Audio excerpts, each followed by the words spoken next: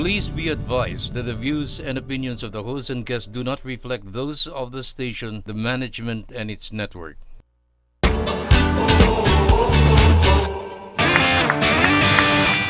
Ayan mga ka-millennials, you are still enjoying your weekly Sunday night vice, Millennial TV.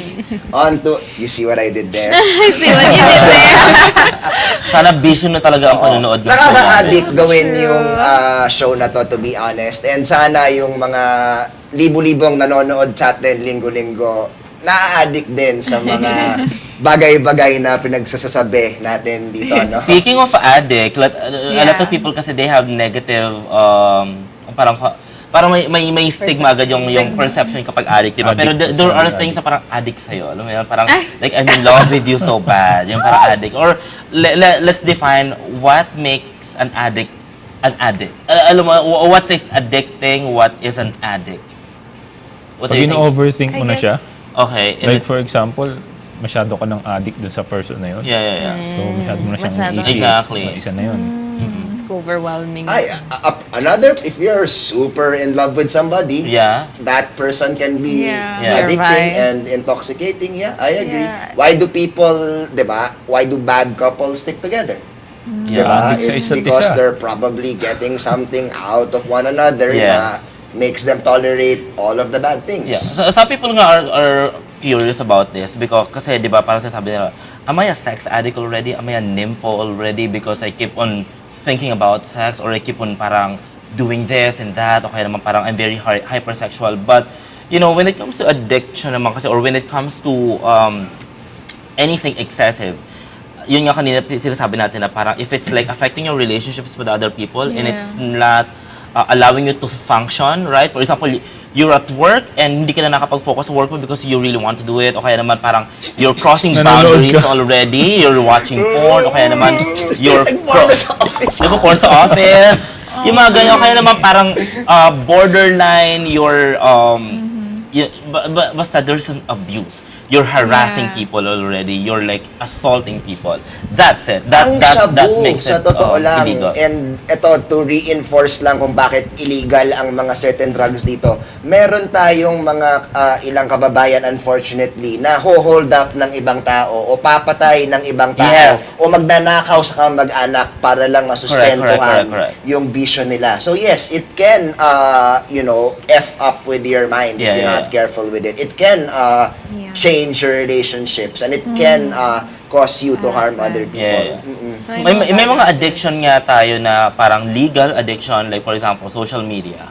Yeah. You know, it's not So, being regulated but it's there. There are casinos. So, Yeah. parang nasa sayo na yan eh. Kasi for example, yeah, it's there for free or parang anyone is welcome to do it.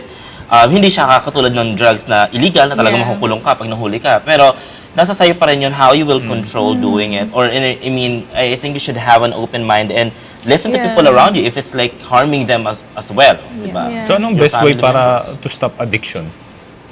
Like for example, sa too much, Maghahanap too ka much ng ibang drinking. alternative sa kanya. Yes. Kung addict ka mag-workout, mahirap maghanap ng alternative. Hindi, ito. Pag addict ka Reward yourself by eating Read a book. then, di I ba? would read a book if I For can't example, work have a cheat day. For example, for me, I think I'm addicted to shopping. I'm confident to say it kasi tanggap ko na talaga. Pero for me to find an alternative, for example, instead of like spending that money and going to like, the mall and spending it, parang inisip ko talagang I've altered it to saving that money and then like, giving back to my family. Or if like, you're if you're addicted to shopping because you're overspending or you're spending money, be an addict also into finding income streams, di ba? For example, I'm addicted to traveling. I'm addicted to like, having fun, but right now, if you offer me something like a collaboration, or I would get it. I have to work harder because para ma-sustain yun. You cannot be, you cannot have a vice and then get the resources from other people because that's when it's harmful. That's when it's abusive and that's when it's unhealthy for you.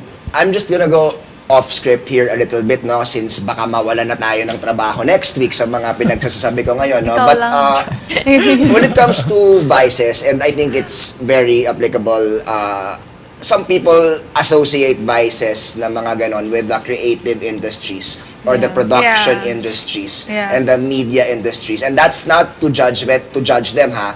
Ang justification kasi na naririnig ko na it helps enhance your creativity if you wanna draw or if you wanna write. So, I mean, it doesn't have to be from your own perspective, but how do you guys feel about that justification na these vices help me become more creative or help me become more mentally stimulated?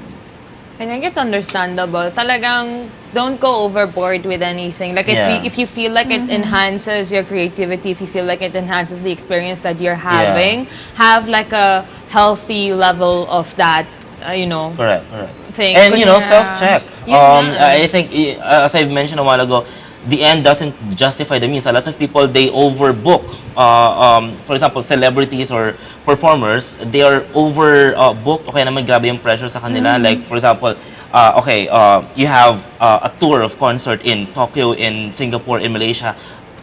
One day lang yun. Of course, who has the power to do that, to perform and then rehearse, and then tomorrow you're in a different city? Or like, let's say in the gym situation, there are a lot of people who get addicted to like steroids or like enhancing that level. So parang, I guess you have to find satisfaction in the certain level of Ay, walang that you steroids to. have. I'm so sorry. You know? We are clean. No steroids. Yes. So I guess yun nga, keep it at a certain level where you are healthy, where it's legal, where you are confident that it's not damaging the people around you or yourself.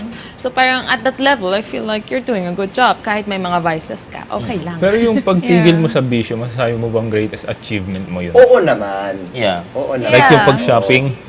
Yeah, I mean, before I used to pour so much money into shopping, diba? Kasi nga rewarding para sa akin yan. And then I alternate to putting my money somewhere else. And then I feel like I'm still doing it as I'm achieving some things, I'm celebrating my achievements. But then ayun nga, it's not I don't really sit down and cry na, oh my God, ang dami kong ginastos sa mga. And it doesn't have to be something na very abrupt, ha? Kasi it's going to be very harmful. Magkakaroon ka ng withdrawal syndrome. Like, I think since just like how you've been addicted to it, it's been gradual, di ba? Like for example, pabili-bili ka ng isang ganito, isang stick lang a day, okay, isang bottle lang a week, and then habang tumataas yung tolerance mo, dumadami siya. Yeah. Same with if you're going to stop a vice, for example, before nakakaubos ka ng ganitong pack ng cigarettes, okay naman ng bottle ng drinks.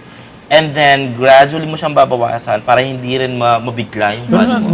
Naniniwala ba kayo na kailangan paunti-unti or just put it down? It really depends how strong you are. Yeah. Kasi Tolerance din din. the withdrawal symptoms are absolutely true.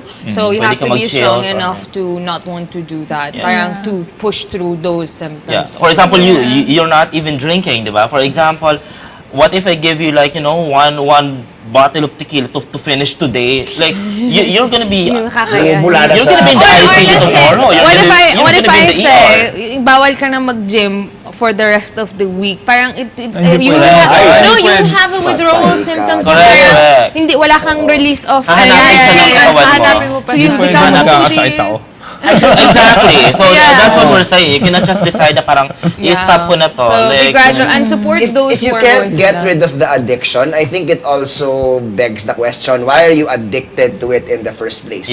So maybe if you take away that something else that makes you addicted to this, then maybe that addiction and it's going to be away. very, very, very painful. Okay, kanina pinag-usapan natin yung addict sa'yo.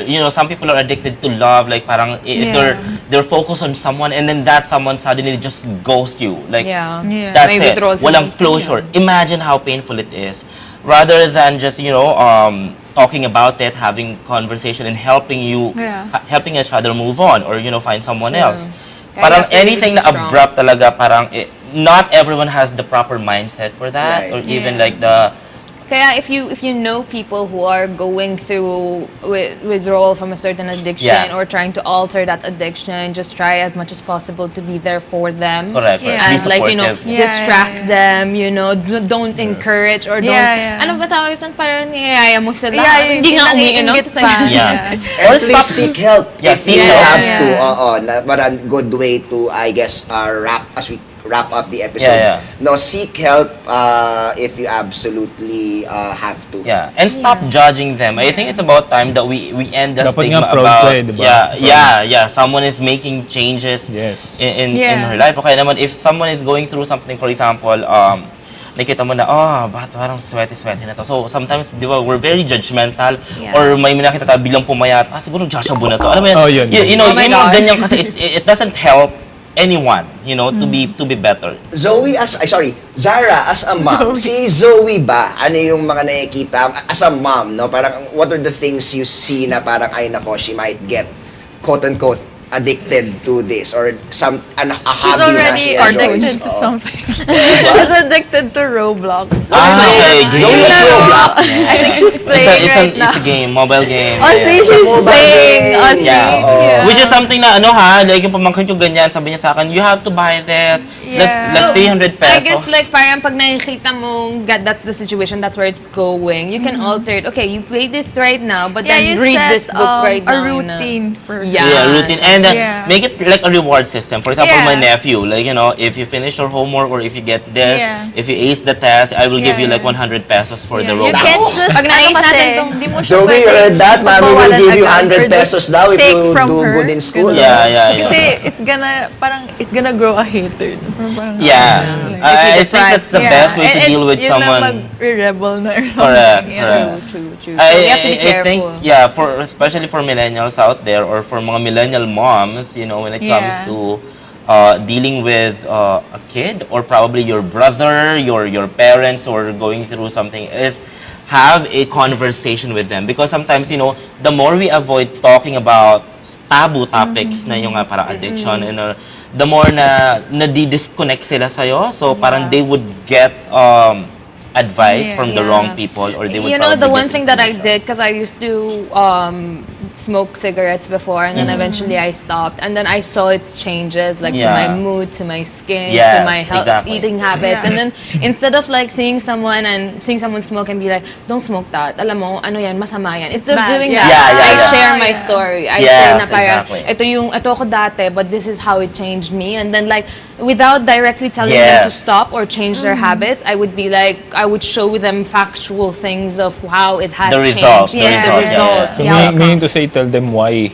Yes. Bakit kailangan yes. mag-stop, Instead of telling diba? them to Yeah, stop. Yeah. Do not be exactly. like very intrusive or very parang, you know, I'm educating you because of this because hindi ganun yung approach. Yeah. Like I think for a lot of people who are just figuring out something or Just got into sometimes they go hardcore. For example, you switch religion o kaya naman for example, Yeah. you suddenly stop doing something and then parang naging vegetarian ako bigla and then Yeah. parang if you eat meat beside me, parang I'm going to be very, very judgmental. Again, it Yeah. has Dapat to be gradual. Yeah. the tone of your voice, how you approach them. It should Yeah. come from a place of concern Yeah. and not judgment. Okay, Yeah, for I think example, that's the nakita mo na problem din talaga with The- Filipinos that sanay na sila mag-nitpicking Yeah. of what's wrong. They don't Yes. like communicate well.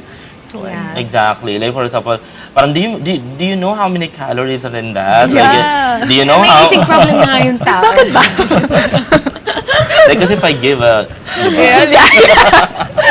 parang, you know, when it comes to vices, kasi, yeah, no matter how much, no matter what other people tell you, di ba, it's has still to come going to from be, yeah, it has to come from you. Like, yung Yes. mag-decide ka na talaga ng changes. Kasi, and I think it's also important to surround yourself with the right people who are very, very Yeah. supportive, not going to judge you, and they're just going to Yes. help you become better. Yes. And keep your vices healthy na lang. Ganun. Correct, diba? And then, Yes. pwede mo naman kasi, like, a lot of people, they think na parang, oh, it's the end of the road for me, o kaya naman parang, oh, tumaba na ako, o kaya naman, ganito na, like, ganito It's na never yung... too late to change Yeah. your vices and get healthy. Yeah, that's good. That's Yes. Yes. Ayan, wanna speaking change of my vices, vices. I think it's also about time for us to, you know, when it comes to rewarding ourselves, you know, let's just go for celebration na parang something Yeah. that will make people happier, Yeah. you know, around you. Yan, mga ganyan. Happy birthday again kay Cha, di ba? It's a mga happiness, di ba?